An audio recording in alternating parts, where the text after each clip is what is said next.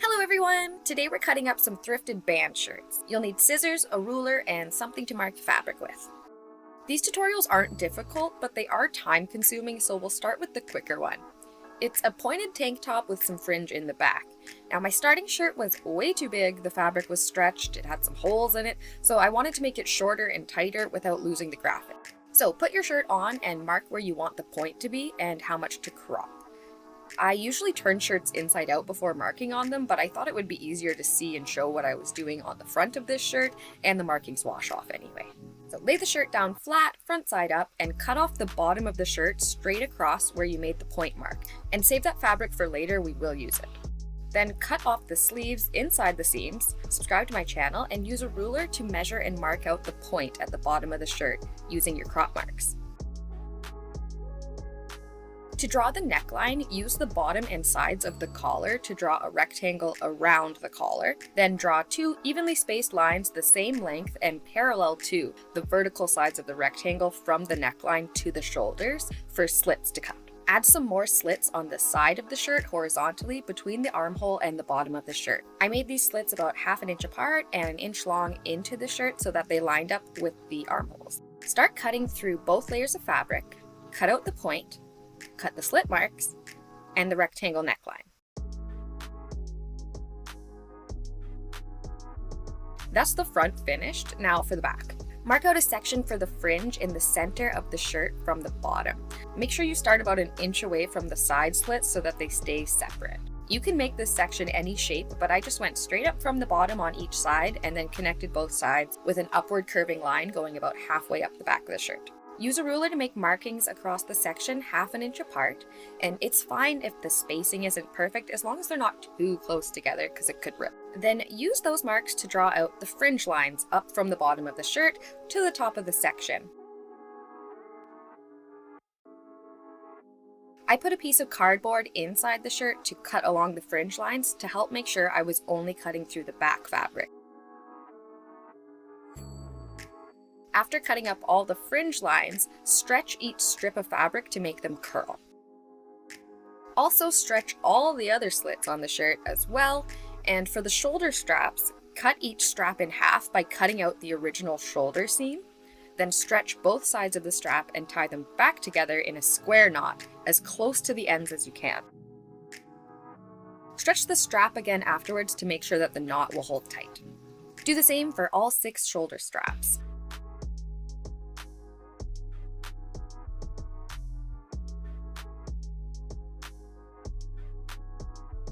For the rows of knots in the back of the fringe, start in the center. Tie the 2 center strips together in a square knot tightly at the base of the fringe to pull the fabric together. Then grab the next 2 strips and tie them together in a square knot the same way. Then the next 2, then the next 2, and so on from the center out.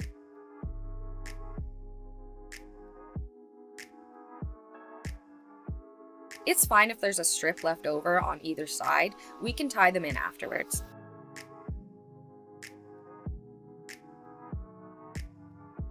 For the second row of knots below the first, start in the center again, tie the 2 center strips together about 1/2 inch below the first row of knots, also in a square knot. Then do the same with the next set of strips on both sides. You can add more knots in this row if you want, especially if your fringe section is wider. I made the next row of knots my bottom row. Grab one of the center strips and 1 strip from the knot beside it, and this time tie them together in a basic overhand knot, about 1 inch below the last row of knots, so that the ends point downwards. Grab the next set of strips over and tie them together the same way, and the same with the next on the other side. If you tied more knots in the previous row, you can keep going until you have 1 less knot than the amount of knots in the previous row. To tie the remaining strips on both sides, keep tying them together in sets of 2 in overhand knots to keep the knots in line with the rest of the row straight across. If there's an extra strip on either side, tie a set of 3.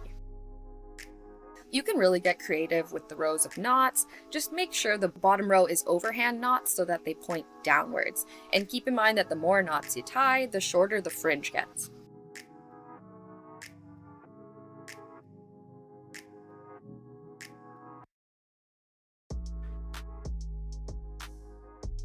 Okay, to finish off the shirt, we'll need some strings. So grab the fabric you cut off the bottom of the shirt earlier, fold it in half and cut it into strips about an inch wide, then stretch them so they curl up. Now put the shirt on. I was going to string a strip of fabric through the side slits to tie the back bottom sides of the shirt together, but there was already some extra fabric there on both sides of the fringe, so I tied those pieces together instead. In the front, use a string to tie a bow around the base of both inner straps. Then tie a string around the base of the two outer straps in a bow on both sides. You can also tie this however you want to change the fit of the neckline and the sleeves, or just to add decoration.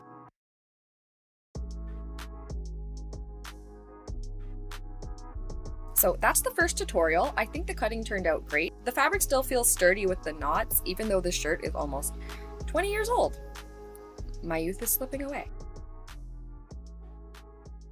Anyway, the next shirt is a netted crop top with cinching up the back. It was already cute before cutting, but it was kind of see-through and it was a weird length on me, so I cut it and made it more see-through. Since the shirt is pretty sheer, I turned it inside out to make the markings, but if you can't see the graphic from the inside of the shirt, you can just mark on the outside. And mark how short you want the crop. Make sure you lift your arms up while doing this to make sure it's not too short.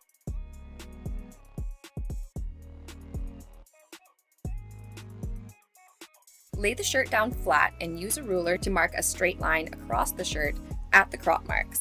Then cut off the bottom of the shirt using that line. With the excess fabric you just cut off, cut some long strips about an inch wide and stretch them into strings to use later. On the front of the shirt, mark out the section around the graphic where you don't want any holes. Now, I wanted to simplify the line spacing by drawing a bunch of vertical lines as guides, but you can't always get what you want, so I overcomplicated the process, and it took me a really long time to realize I messed the whole thing up. I had to throw the shirt in the wash and start over, so don't do that. Do this instead. On one side of the collar from the top of the shirt, make small marks half an inch apart down to the section that you don't want to cut. Do the same on the other side of the collar. These marks are the spacing for the dash lines that go across the shirt. Start with one dashed horizontal line first, and it doesn't matter where you start. Just mark a 1-inch dash followed by a half-inch space, then a 1-inch dash, then a half-inch space, all the way across the shirt horizontally.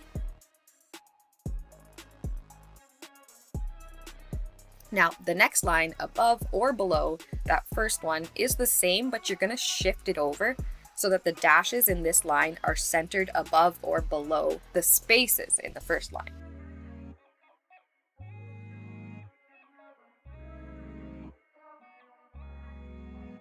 Keep alternating the dashes in each line so that every second horizontal line should be the same, if that makes sense. The spacing's kind of like laying bricks, and it kind of looks like bricks when you're finished drawing all the dashes. So draw these dash lines everywhere you want the holes. And I also did the sleeves. You might be thinking, that probably took forever, and you would be right, but it's going to take way longer because now you're going to cut along all of those dash lines. It helps to put something flat inside the shirt while cutting to prevent nicking the back of the shirt. And I find it easiest to start out each cut with a small hole so that you can slide your scissors in and cut straighter.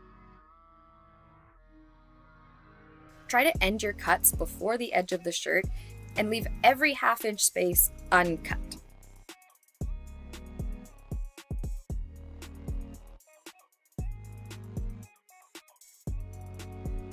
After cutting all of the holes, stretch the fabric of your shirt to make the edges curl and look more like netting. I was also going to do the netting on the back. You can absolutely do the whole shirt, but at this point while filming, my back was pretty sore and I never wanted to see a pair of scissors again, which is why I did the cinching up the back instead. So if you want to do the cinch, you just need to cut slits down the center of the back. Use your ruler to draw a line vertically down the center of the back of the shirt, then make small marks half an inch apart all the way down the line. Take the shirt and fold it sideways on the line you just drew so that the side seams are now facing upwards and the front of the shirt is completely out of the way. Measure out and draw a line half an inch away and parallel to that folded edge. Then cut your slits into the folded edge at the spacing marks, stopping at the parallel line. You should have inch-wide slits cut down the center of the back of the shirt. Stretch them a bit and then grab a string you cut earlier from the excess fabric. Fold it in half and weave one half of the string in and out through the slits from the inside from the top of the shirt down, and weave the other side of the string in and out the opposite slits from the outside. Pull the strings and push the fabric up to cinch it, then loosely tie the strings. Put the shirt on and tighten the back cinching to your liking, and optionally you can use extra strings to tie bows into the netting. I just added a bow on both sides at the top of the graphic. And that's the shirt. I was a little stiff after all the marking and cutting, but it was worth it because I think I'll actually wear these shirts now. I really like them. And if you like them, please interact with this video to let YouTube know you appreciate human-made content. Thank you for supporting small artists. I love you.